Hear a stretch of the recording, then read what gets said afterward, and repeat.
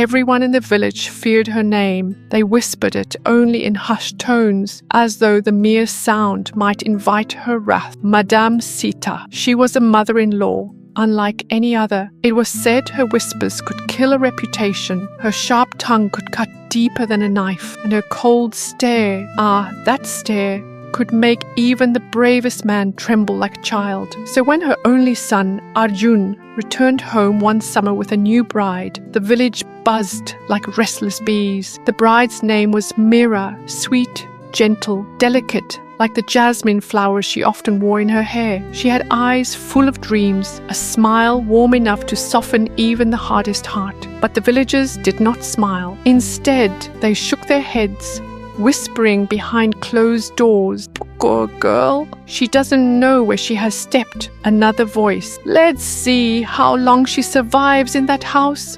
Meera's first days in the household were filled with effort. She cooked with devotion, even when Madam Sita criticized her food as too bland. She cleaned every corner, though her mother-in-law sneered, "You missed a spot." And even when insulted in front of neighbors, Meera lowered her gaze, smiled faintly, and said nothing. She thought her silence would win peace. But in that house, silence was mistaken for weakness. Arjun, her husband, loved her, yes, but he loved his mother too. He would often watch the sharp exchanges between the two women, and though his heart ached, his lips stayed sealed. He would squeeze Meera's hand under the table, a silent comfort, but when Madame Sita's shadow filled the room, he withdrew. He was a man torn in two, but unwilling to choose. And silence, silence is sometimes sharper than a blade. The days passed, and Meera began to notice the way villagers looked at their house. Some crossed the street rather than walk past the gate. Others bowed their heads quickly, as though afraid Madame Sita's eyes might follow them home. One evening, an old woman in the market pulled Meera aside and muttered, "Child, keep your prayers strong. That woman you live with, she carries storms in her heart." Meera forced a smile, though her palms grew cold. "She is only strict," she replied softly, but in her heart a seed of fear had been planted. Still, Meera tried to hold on to hope. She told herself, "If I am patient, if I show respect, she will accept me." She must. She clung to that belief, even when Madame Sita's words pierced her like arrows. Yet fate, as the elders say, has its own way of revealing truths. Because one night, Meera heard something that would change her life forever. It was late. The moon lay hidden behind thick clouds, and the house was wrapped in silence. Meera awoke to the faint sound of scraping, like earth being moved. Curious and uneasy, she rose from her bed. She walked quietly, her bare feet brushing against the cool floor, until she reached the courtyard. There, beneath the lantern's weak glow, she saw a shadow moving. Her mother-in-law was on her knees, her hands black with dirt, digging into the earth. Beside her lay a large bundle wrapped in cloth. It was heavy, too heavy. The fabric glistened faintly as though damp, and the sound of it being dragged across the ground made Meera's skin crawl.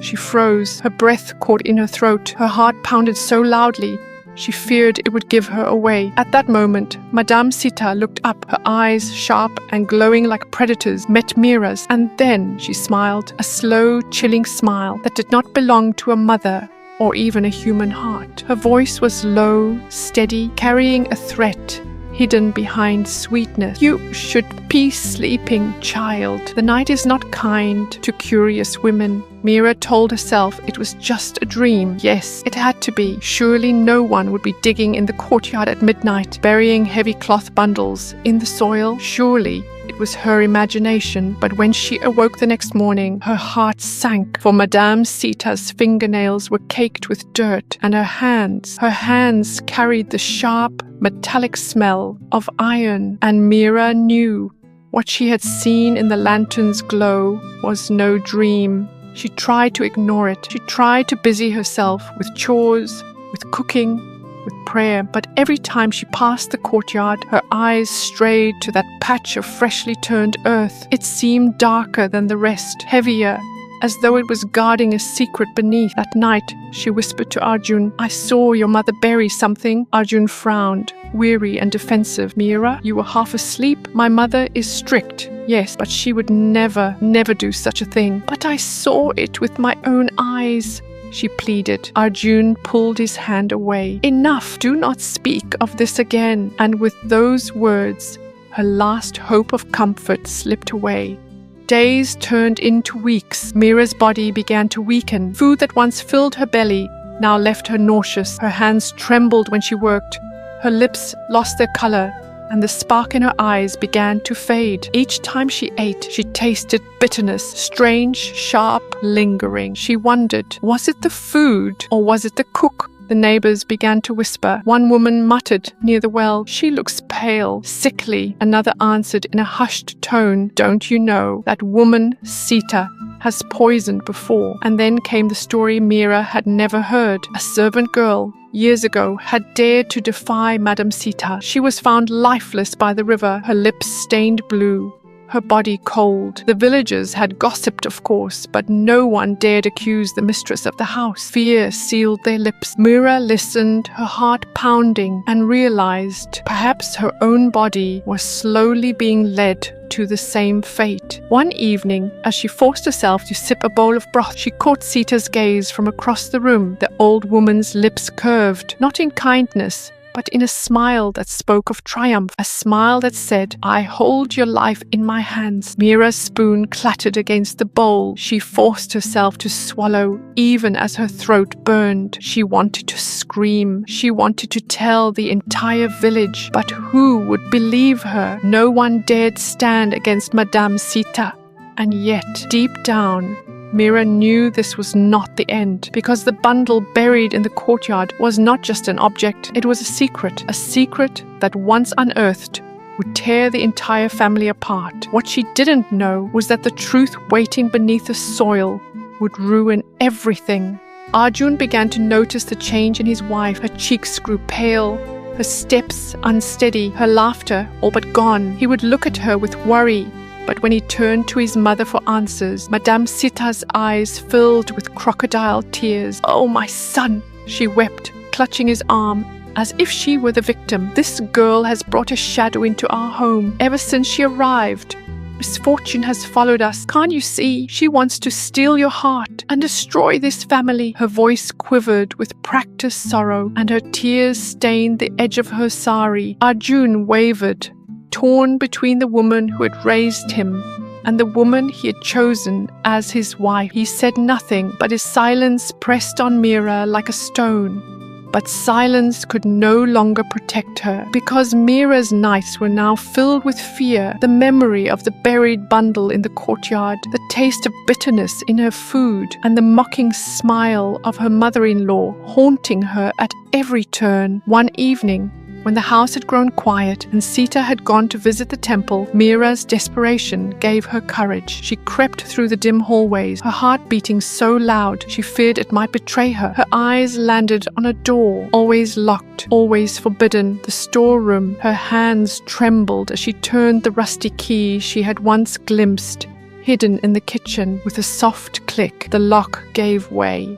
Inside, the air was thick, suffocating, laced with the smell of dust and something sour, something unnatural. A single shaft of moonlight pierced through a crack in the roof, falling across sacks of old grain piled high against the walls. With shaking hands, Meera began to search. She pushed aside the sacks one by one until beneath them she uncovered jars, dozens of them, filled with powders, dried herbs, and strange roots twisted like claws. Her eyes widened. This was no simple storeroom. This was an apothecary of shadows, a place of secrets too dangerous to name.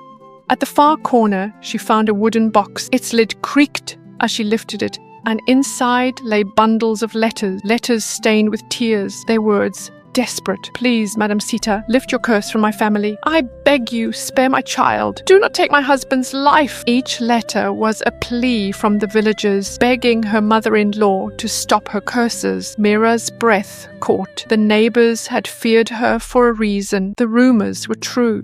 And then At the bottom of the box, Meera's trembling fingers brushed against something heavier, a torn piece of cloth. She lifted it slowly, her heart pounding. It was a fragment of a tunic, Arjun's father's tunic, the very one he had worn in his final days, and upon the fabric a dark stain spread like a wound, old, dried, but unmistakable. Meera staggered back, the truth striking her like lightning. Her father-in-law had not died of illness. No gentle fever had taken him. His death had been crafted. The whispers were true.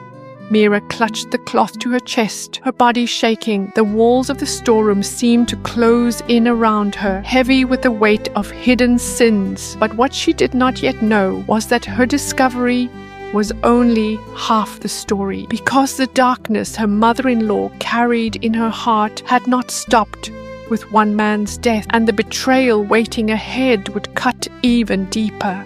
Meera's breath froze in her chest. She had barely turned from the storeroom when Madam Sita's shadow filled the doorway. In her hand still lay the letters, the tunic cloth clutched tight against her chest. Sita's eyes glowed with a venomous fury, her voice low and sharp as a dagger. "So, now you know. You've dug where you should not have, and now you will pay?" Her words slithered through the air like snakes. Meera stumbled back, but there was no escape. The storeroom door slammed shut, and Sita's laughter echoed in the darkness.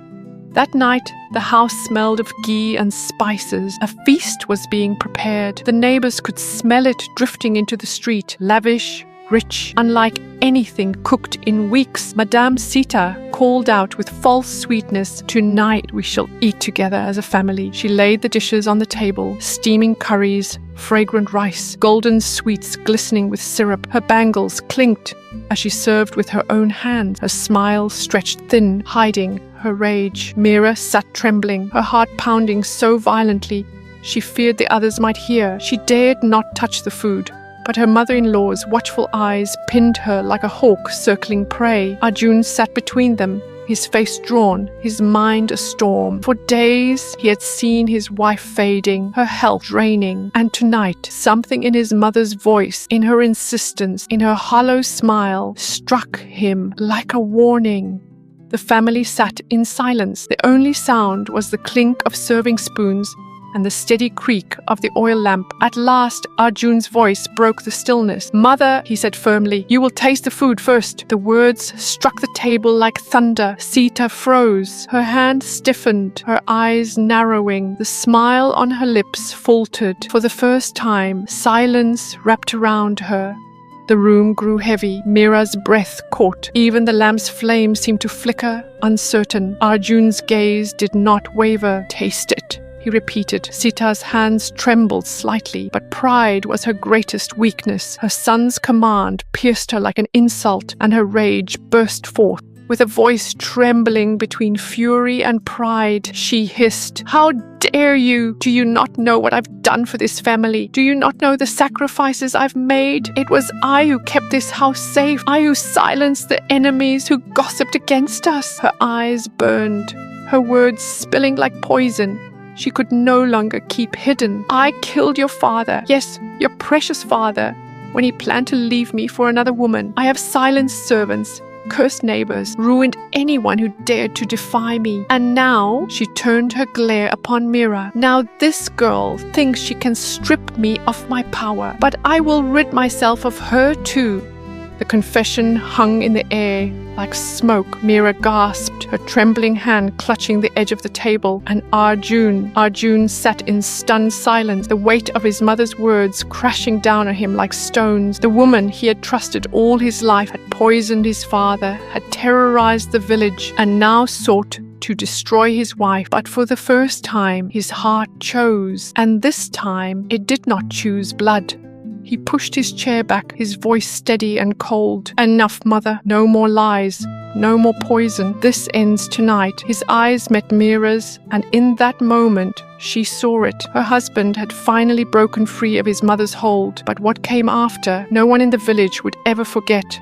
The next morning, the house was no longer silent. Word had spread quickly through the village, like dry grass catching fire, that Madame Sita's sins had finally been exposed. Men, women, and children gathered outside the gates, their voices rising in angry waves. Some came out of curiosity, some out of long-buried resentment, and some simply to witness the downfall of the woman who had haunted their lives for so long. Madam Sita stood in the courtyard, her hair disheveled, her face twisted with rage. The same lips that had once whispered curses now screamed openly. She clawed at the air as if to grasp the power that was slipping from her forever. "You fools!"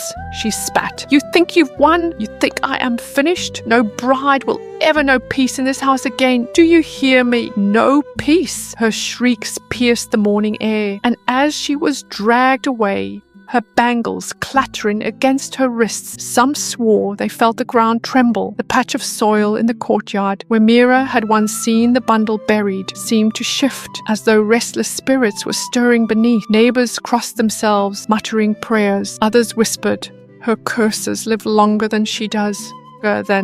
But Meera lived. She survived the nights of bitterness, the meals laced with poison, the terror of shadows moving in the dark. She carried scars the villagers could not see, scars carved into her spirit. And yet she endured. When asked about those days, she would shake her head and softly repeat her grandmother's words. A house ruled by fear is already in ruins. The tale of Madam Sita spread far beyond their village. It was told at evening fires, whispered in courtyards, carried across markets and rivers. Mothers told their daughters, beware of envy and cruelty in a home. Husbands reminded themselves, silence can be more dangerous than a sword. And in every telling, the lesson remained the same. Evil can wear the mask of love. It can hide in a mother's embrace, in her smile, in her tears. But no matter how deep you bury a secret, no matter how heavy the soil, the truth always rises. And so the villagers remembered, long after Madam Sita's cries had faded into the past. No secret stays, buried forever.